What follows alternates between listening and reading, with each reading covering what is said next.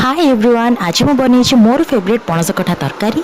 जेहेतु यहाँ पणस कठा सीजन चली यही रेसिपी तो समस्त घरे हो। तो प्रथम मुझे पणस कठा आलू को भलरे धोईकी प्रेसर गोटे विशल देकी सिझे देती। टे तेल गरम करके तार पानी अंश मरवाई टिके नाली करके एमती भाजी नवा। तो मुझे मसला नहीं पियाज रसुण अदा बाटी नहीं पकई देती हलदी गुंड लंका गुंड और किसी धनिया गुंड टमाटो कंचा लंका भी काटिक रखी। प्रथम पणस कठा आलू को भाजी नाला से कढ़ाई तेल गरम कर किसी गोटा मसला दबा जमीक गुजराती दालचीनी और लवंग गोलमरीच तापर बटा मसला देकी टिके पानी मरीगले से किसी लुण और टमाटर और कंचा लंका को देकी भल भाव में कषि नवा। देखी पारे मसला तेल छाड़ी आसला। ये आम पणस कठा आलू को पकईकी भल भाव में कषि नवा। तापर भल कषि गलापर पानी देकी अल्प समय फुटे नवा।